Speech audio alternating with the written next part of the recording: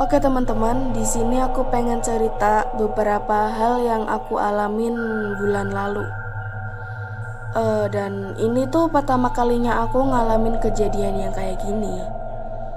Langsung aja cerita. Tapi sebelum aku cerita, aku pengen kalian like, subscribe, and comment channel YouTube aku, karena itu bakal ngebuat aku semakin semangat cerita hal-hal yang aku alamin ke kalian. Langsung aja. Waktu malam itu aku mau tidur. Sebelum aku tidur, aku tuh biasa pakai krim malam. Dan aku nggak tahu juga, aku lupa kalau krim malam aku itu habis. Karena gue kerasa ada yang kurang gitu kalau nggak pakai krim sebelum tidur, gue putusin buat pergi ke Alfamart terdekat. Karena krim aku tuh biasanya tuh disediain di Alfamart gitu. Tapi karena aku sendirian, aku putusin buat ngajak keponakan aku. Jadi tapi di sini aku pengen aja gitu naik sepeda gitu, karena kan deket gitu, nggak usah susah-susah ngeluarin motor lagi karena udah malam kan. Habis itu aku boncengin deh itu keponakan aku. Berangkatnya tuh emang nggak apa-apa. Sampai aku selesai itu nggak ada apa-apa yang terjadi sama aku dan keponakan aku. Tapi waktu aku mau ambil sepeda aku di parkiran depan Alfamart itu, di Alfamart itu kan kayak ada sebelah Alfamart ada lorong jalan setapak. Itu emang gelap gitu, nggak ada penerangan cahaya sama sekali. Dan waktu aku mau ambil sepeda, aku kayak ngelihat sosok orang berdiri. Dia tinggi, tapi kurus. Dan gue ngira itu, gue masih positive thinking di sini, palingan itu manusia atau orang lah gitu. Tapi aku juga mikir orang-orang malam tuh ngapain di situ ya kan. Dan aku buat refresh aja, aku biasa aja gitu lihat dia. Dan aku amatin terus sampai dia akhirnya nengok ke aku. Dan aku kaget banget karena dandanan dia itu nggak kayak manusia normal biasa, menor banget guys, dan itu bener-bener tinggi. Jadi di situ aku dibawa bingung juga penasaran gitu.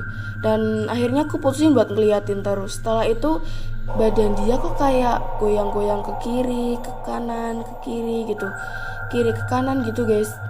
Kayak yang aneh gitu deh pokoknya.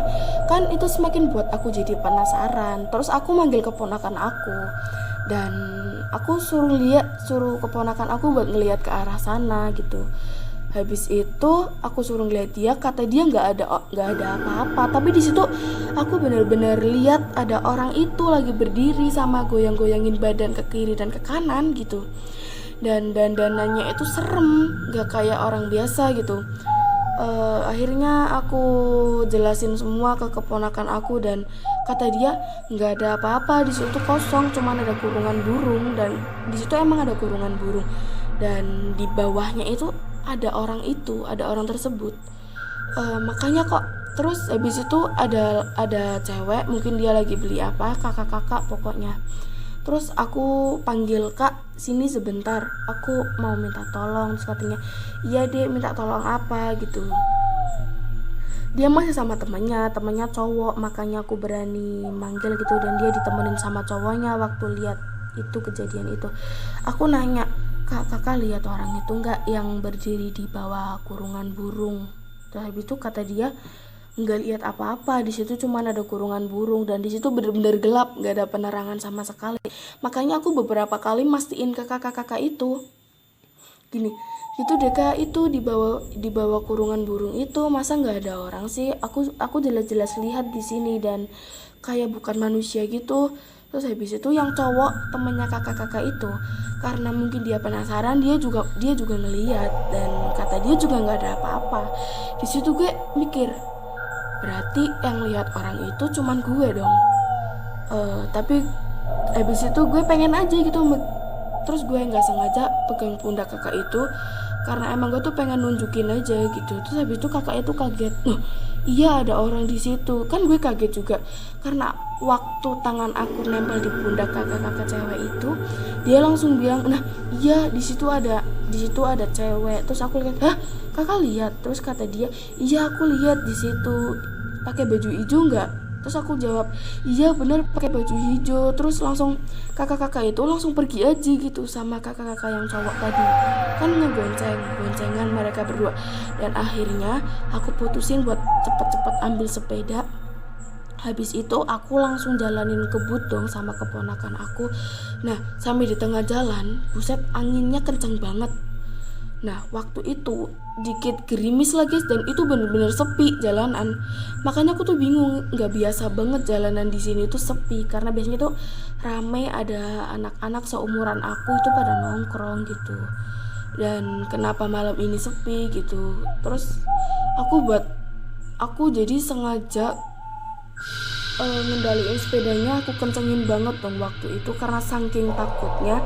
Dan habis sampai rumah aku cerita sama aku cerita kayak gitu. Awalnya kakakku nggak percaya dan aku percayain terus, dan aku bilang kalau tadi juga nggak aku doang yang lihat, ada orang lain juga yang lihat.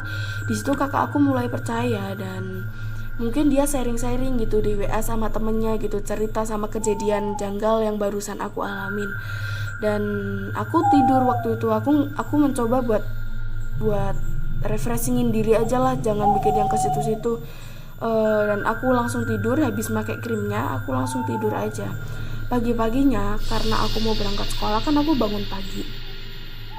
Habis itu aku beli sarapan. Tiba-tiba banyak orang yang nanya ke aku gini, Ai, semalam kamu ngelihat apa di sebelah Alfamart itu? Terus kan aku kan tahu dari mana? Kan aku nanya kayak gitu. Tahu dari mana, Kak? Aku nanya kayak gitu, kata dia, tahu dari kakak kamu, Ai. Kakak kamu semalam cerita sama aku. Dan akhirnya di situ heboh. Habis diheboh, mungkin salah satu dari mereka dia tuh kayak udah nenek-nenek dan itu rumahnya tuh emang deket situ, tapi dia masih aktif aja gitu, jadi masih sehat aja gitu. Dan dia cerita katanya dulu di situ ada apa namanya, orang jualan ketoprak keliling itu mati di situ. Dan dia bener-bener kayak apa, dia selain jual ketoprak dia juga pernah nyintren gitu kan. Kalian tahu kan sintren?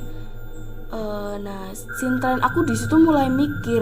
Terus aku bilang dong, yang semalam aku lihat itu pakai baju hijau, tinggi, orangnya tuh kecil, dan dandanannya itu benar-benar nggak biasa kayak orang gitu. Dan akhirnya di situ cerita, akhirnya geger semua dan aku putusin buat pulang aja lah. Gue juga takut juga karena gue sendiri masih agak shock banget buat buat apa namanya, buat mikirin lagi hal itu gitu. Di situ aku benar-benar takut dan akhirnya aku pulang. Habis aku pulang itu aku cerita sama kakak aku, ternyata kakak aku yang cerita sama mereka. Dan beberapa kali ada yang tanya sama aku, itu beneran gak, real gak, kamu lihat kayak gini. Dan aku jawab itu beneran, dan yang lihat itu emang bukan aku doang, ada kakak-kakak lain yang aku suruh lihat dan dia lihat beneran gitu. Nah, oke guys, aku cerita sampai ini dulu ya. Maaf kalau ada kata-kata aku yang kurang enak gitu. Ya udah deh guys, dadah.